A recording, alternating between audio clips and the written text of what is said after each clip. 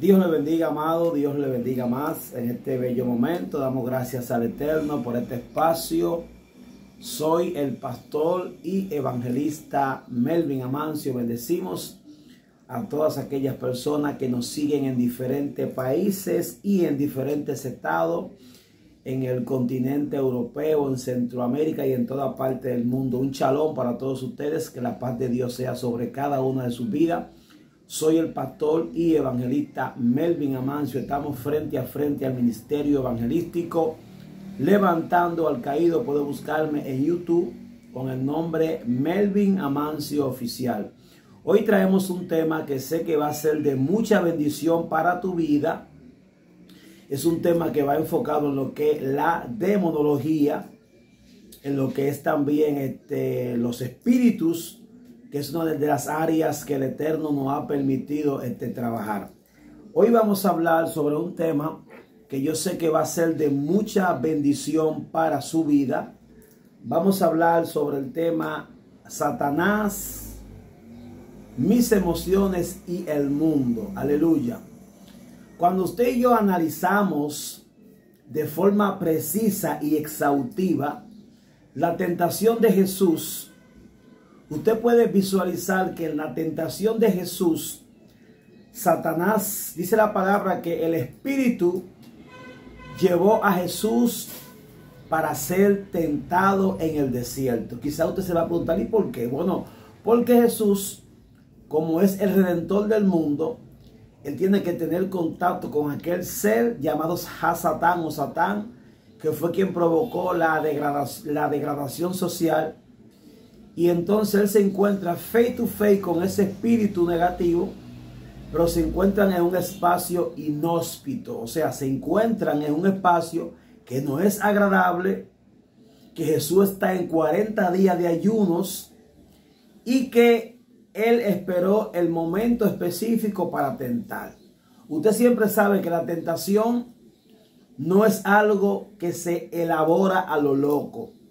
La tentación siempre tiene una puerta y siempre hay un espacio propicio para que el tentador y el tentado ambos se encuentren. El objetivo siempre del tentador es hacer que tú accedas a su propósito. En este caso, el tentador, cuando se encontró con Mashiach, con Cristo, le ofreció primeramente algo interno que él no tenía. Le ofreció alimento. Y allí él se presentó como el diablo, ¿verdad? Lo que me impacta mucho es que en este pasaje bíblico, en este pasaje donde Mateo, en Mateo 4 adelante, Mateo describe los tres nombres que se conocen en el mundo físico para describir a Satán. Lo describe como diablo, lo describe como tentador y también como Satanás.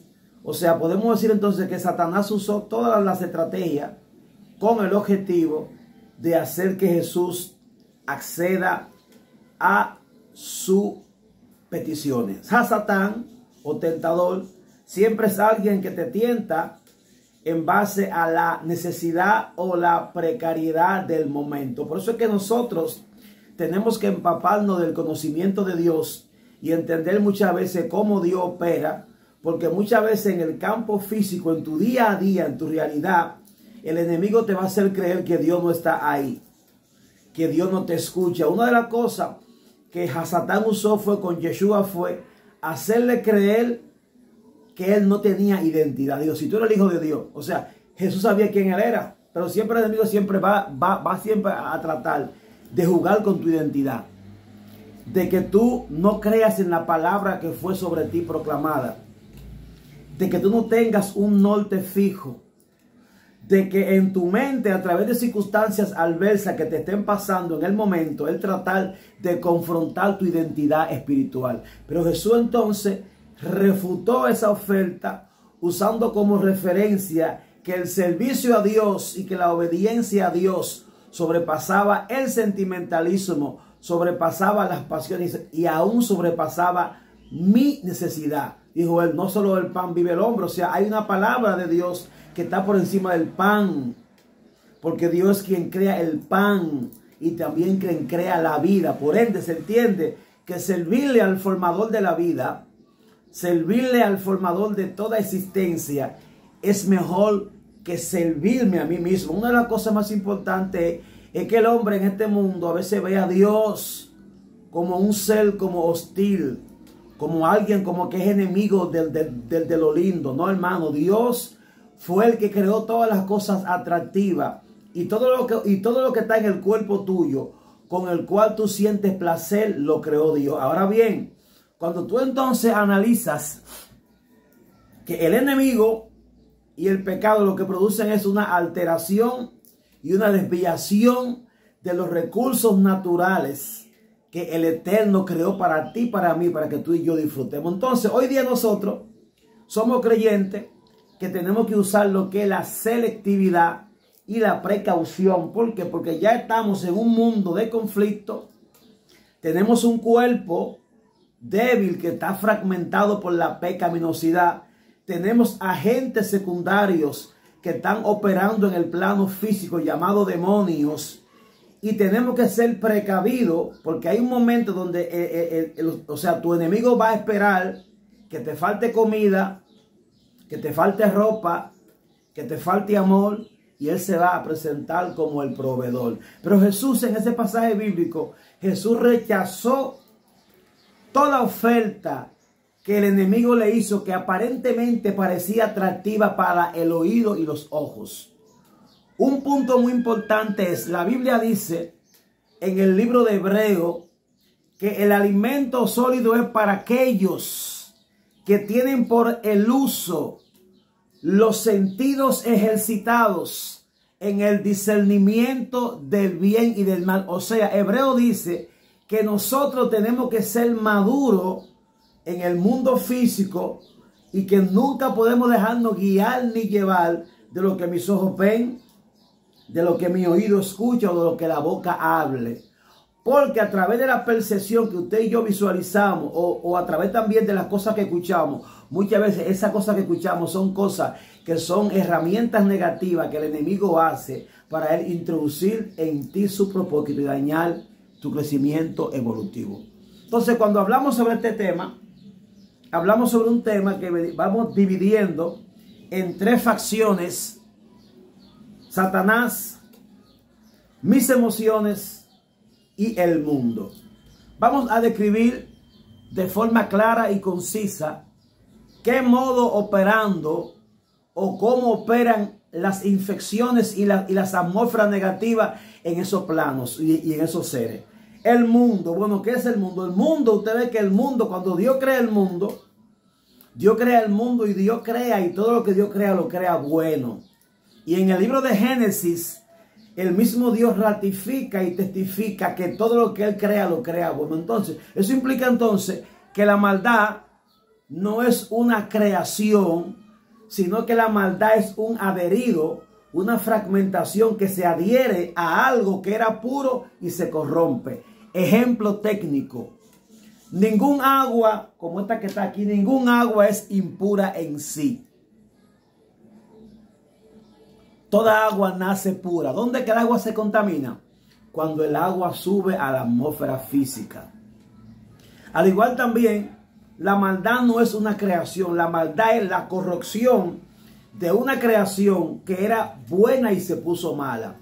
Por eso entonces, en el mundo físico, es un mundo que nosotros tenemos que ser selectivos en las cosas que consumimos, en las cosas que hacemos, porque el mundo no está en su totalidad bajo la dirección de Dios. O sea, nosotros estamos en un mundo de conflicto donde hay otra fuerza del caos que están operando tanto a través de seres espirituales como también de hombres. O sea, hay hombres y mujeres que son herramientas que el enemigo usa para él manifestar en el plano físico su propósito negativo. O sea, el mundo espiritual es un mundo que también tiene algo que se conoce como el arquetipo arquitectónico. Bueno, el arquetipo arquitectónico es el lugar donde los proyectos se elaboran. Esto es un mundo que se acopla tanto a la luz como a las tinieblas. O sea, nosotros todos, antes de estar en este plano físico, estuvimos en el arquetipo arquitectónico de Dios.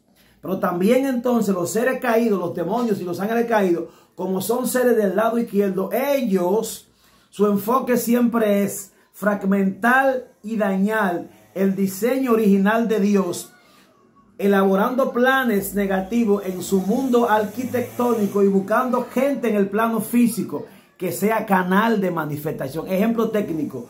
Yo un día tuve una visión donde yo vi demonios en el mundo espiritual que tenían planos de la tierra. Ellos en esos planos estudiaban la tierra. O sea, los espíritus son seres estratégicos que hacen su estudio a través del plano físico y van observando qué cosa elaborar con el objetivo de mantener la masa presa, ahogada en el caos, ahogada en las cosas transitorias que el mundo ofrece y que nunca usted busque a Dios. Usted le habla a la gente hoy y dice, sí, Dios es bueno, Dios es amor, pero hermano, solamente eso de boca.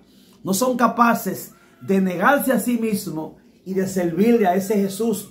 En una ocasión Jesús mismo observó que una gran multitud a él le seguía. Y Jesús puso claras las cosas. Él dijo, mire, el que me sigue a mí debe estar en la disposición de dejar madre, padre, hijo y aún su propia vida. O sea, Jesús enseñó que el servicio a él era algo que consistía en que si algo a ti te impide que tú hagas lo de Dios, que tú lo saques de tu vida. O sea, y él puso como referencia mamá, papá, esposa y aún vida, para que tú entiendas que nada de este mundo que trate de desviarte de Dios, tú debes dejarlo que tome el control de tu vida. La Biblia dice, no reine pues el pecado en vuestro cuerpo mortal, de modo que tú le obedezcas. O sea, tú tienes que estar consciente que el mundo es como el esquema de oferta. Y que tú como recipiente que eres el que consume lo que el mundo oferta, tú tienes que ser selectivo. Por eso es que la palabra dice, no améis el mundo ni las cosas que están en el mundo, porque el que ama al mundo, el amor del Padre no está en él, dice el texto. Porque el mundo pasa y sus deseos, más el que hace la voluntad del Eterno, este queda para siempre. ¿Qué implica entonces esto? Que el mundo es un mundo que pasa y que nosotros, como es un esquema transitorio, que allí no se encuentra eternidad, usted tiene que ser selectivo. Porque hay cosas que usted allí la hace, son cosas que empañan tu estructura y también fragmentan tu curso. Por ende, nosotros tenemos que ser sabios en el mundo. No usar todas las cosas. No consumir todas las cosas, porque hay cosas que empañan tu estructura. Al igual que Daniel sabía, y también los tres jóvenes hebreos, sabían ellos que el manjar que el rey le ofrecía, Nabucodonosor, era un manjar que se veía físicamente atractivo a los ojos físicos. Era un manjar que servía para la carne, pero yo entendía que ese manjar, esa comida que era presentada a los demonios, era una comida que fragmentaba su diseño y que era una comida que también desobedecía a los principios que se encontraban impregnados en su palabra. Por ende, ellos fueron capaces de preferir comer hojas antes que saciar la sed de la carne negativa, usando como elemento negativo las cosas que el mundo físico ofrece. En el mundo físico hay demonios que son diseñadores de rol, que van a tratar constantemente de elaborar cosas, de hacer cosas para mantenerte a ti preso. Y nosotros tenemos que ser sabios, porque tenemos una promesa de vida eterna y de santificación. Y la palabra dice que si nosotros invocamos por Padre a un papá, a un Dios, que sin hacer excepción de personas juzga según la obra. O sea, le servimos a un Padre que por el hecho de yo al llamarle Padre, no es mi papá, sino que la palabra que yo proclamo como Padre debe estar en coinonía con mis actos, porque ese Dios es un Dios que juzga no por la forma física, sino por las acciones que cada cual revela. Entonces, como sabemos eso,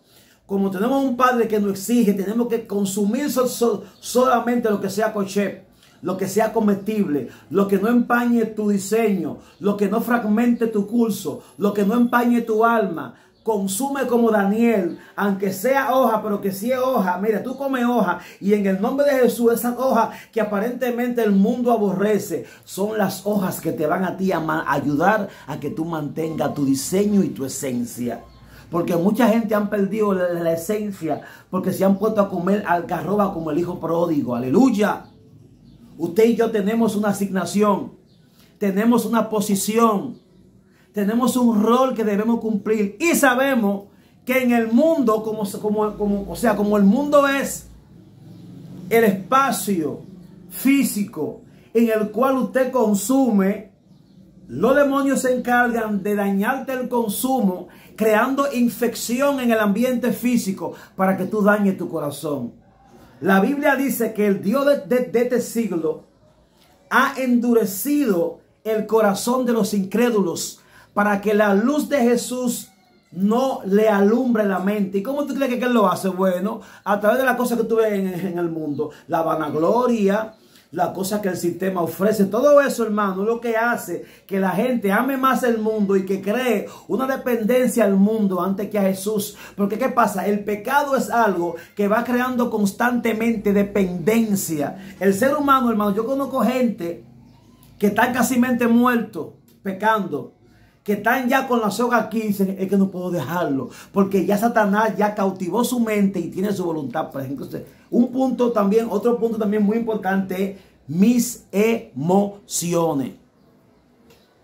Hoy oí un predicador muy bueno que hablaba de Elí y hablaba también de Samuel y hacía una comparación de Samuel, que estaba buscando la presencia y escuchó la voz de Dios, y Elí, que conocía la voz pero que no la obedecía.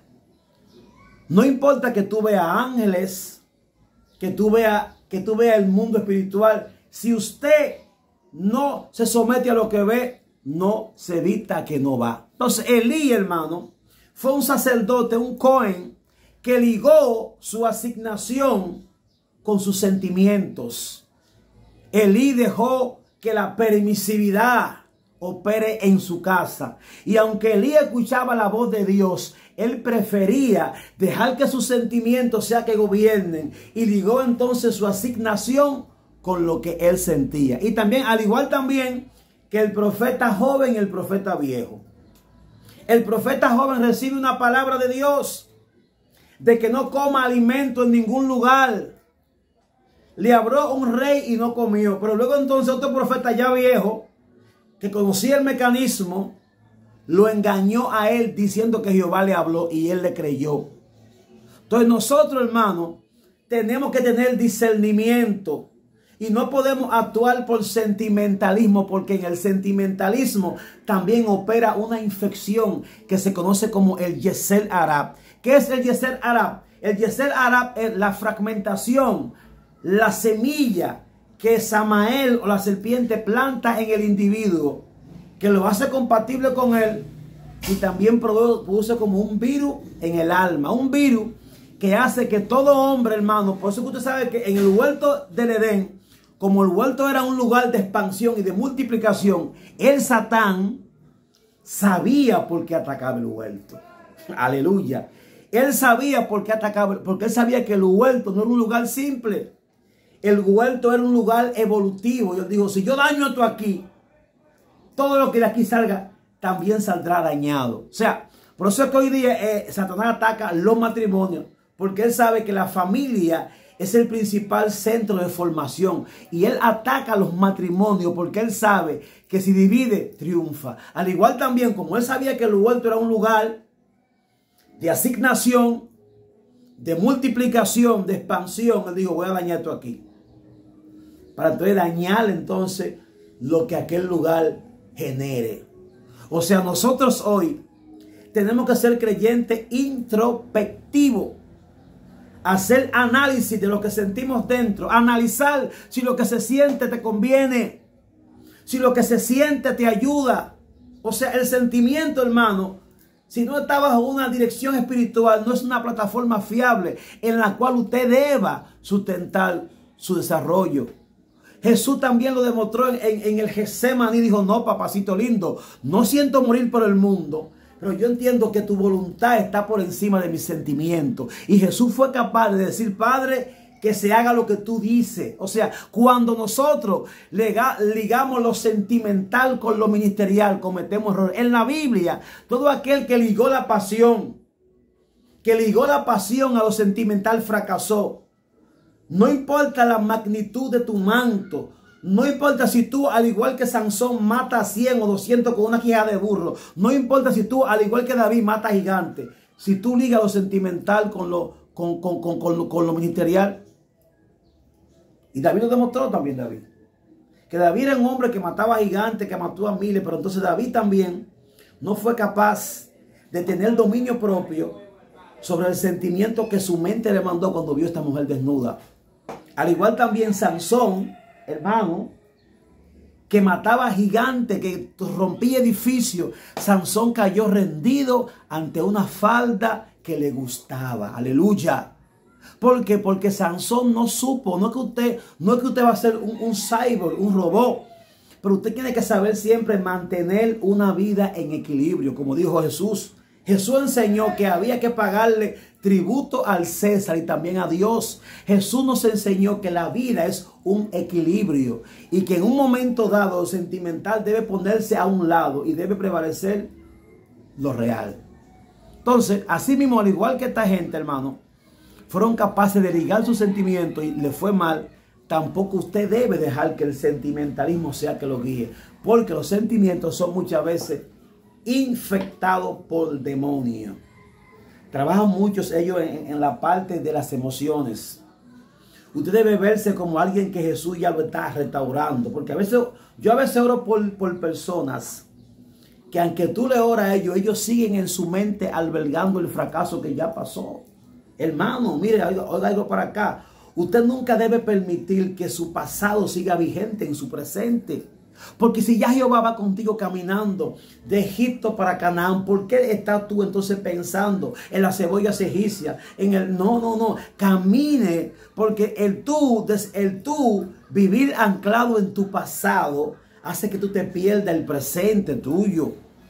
Si vamos ya caminando para Canaán, vamos a enfocarnos en la mentalidad, o sea, en la mente de Canaán, en la belleza de Canaán. O sea, si tú ves que Jehová a ti te va direccionando, ve soltando lo negativo y ve alineando tu mente a la visión de Dios que te lleva a un nuevo horizonte. Pero a veces estamos ligados a ese pasado, a lo que me pasó, que yo no, hay que borrar.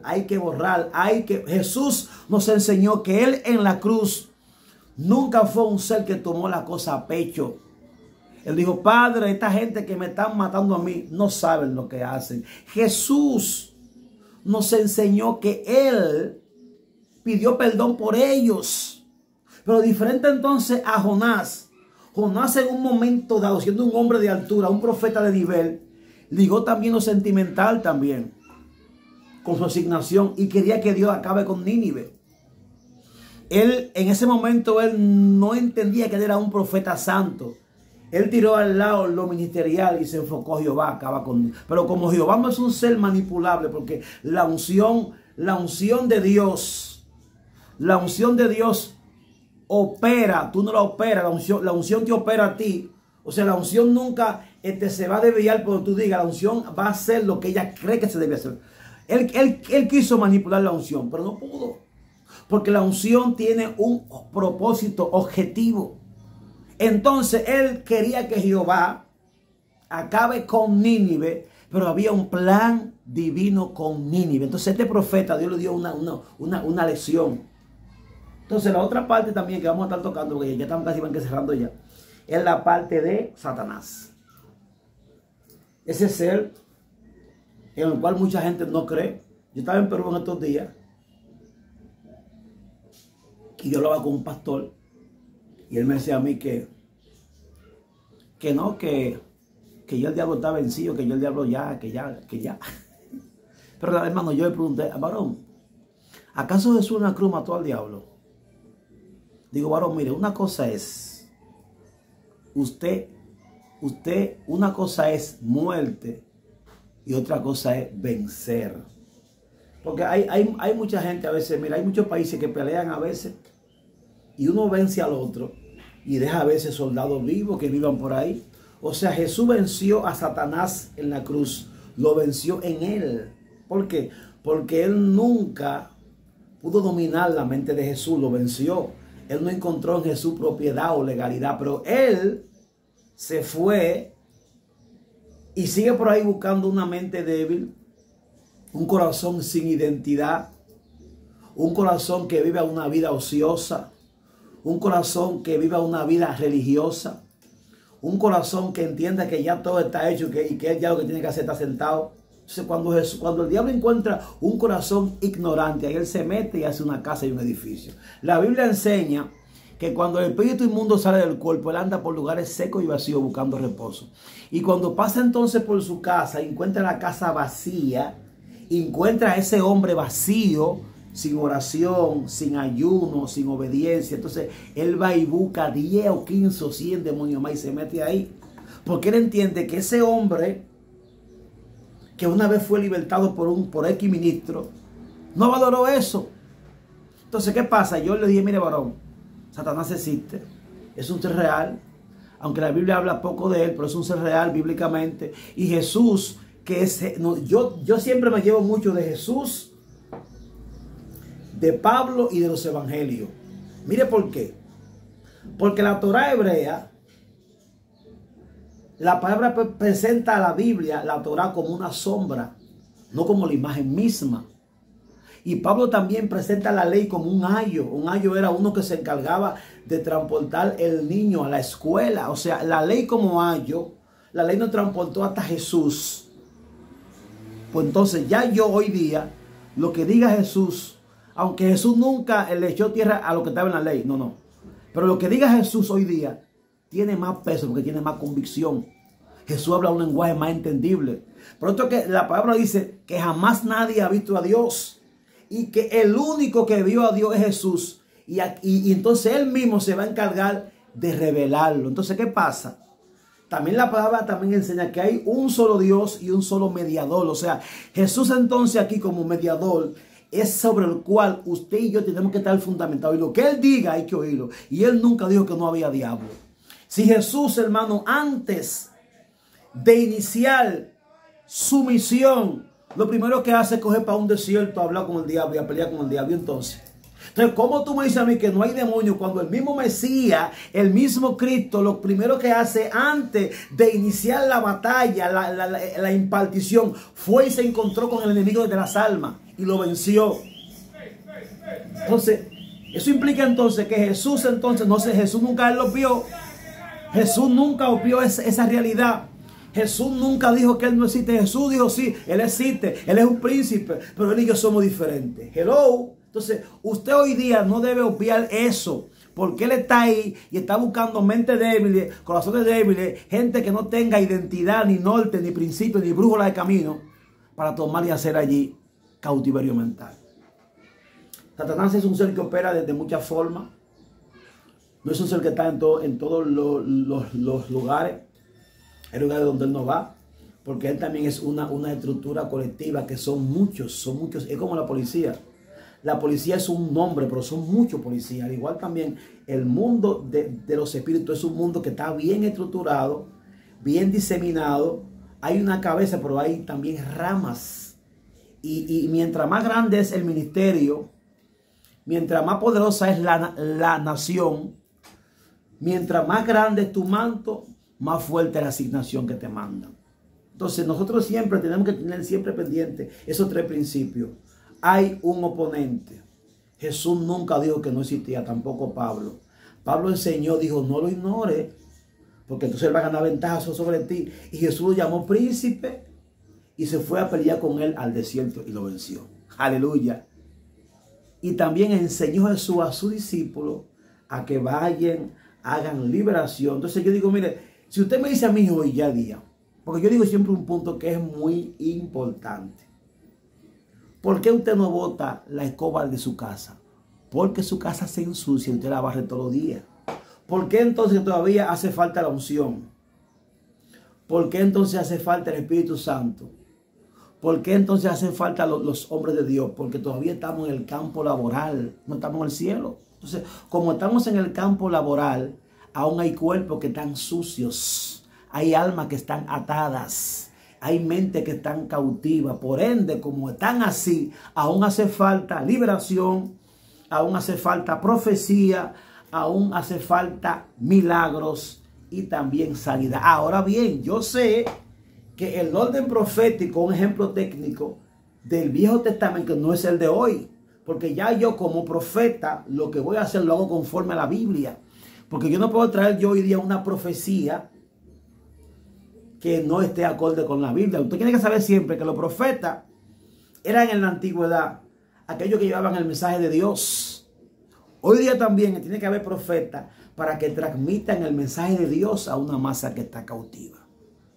Recuerda el tema de este estudio, de esta enseñanza: Satanás, el mundo y mis emociones.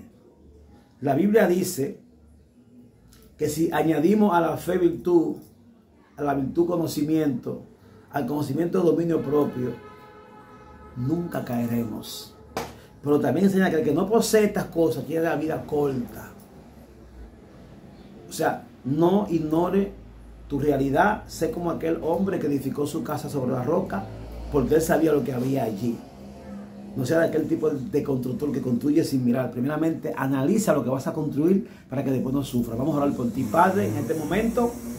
En el nombre de Jesús, yo vengo orando por esta masa, por esta multitud. Dios, te pido que tu santa presencia, que tu santo espíritu toque los corazones, que tú libertes las vidas que están, Dios mío, pasando por un momento de dificultad. Que tú libertes a los enfermos, los cautivos, Dios, que tu presencia venga restaurando, venga sanando, venga vivificando, venga, Señor, renovando las mentes que están cautivas, Dios. Que tú quites todo bloqueo de la mente, todo bloqueo que está en el inconsciente, todo lo que está en el vientre, Padre. Señor, en el nombre de Jesús y por la sangre del Cordero. Amén. Dios me le bendiga, Dios me le guarde, comparta este video. Y puede buscarme en YouTube con el nombre Melvin Amancio Oficial. Shalom y bendiciones para ustedes.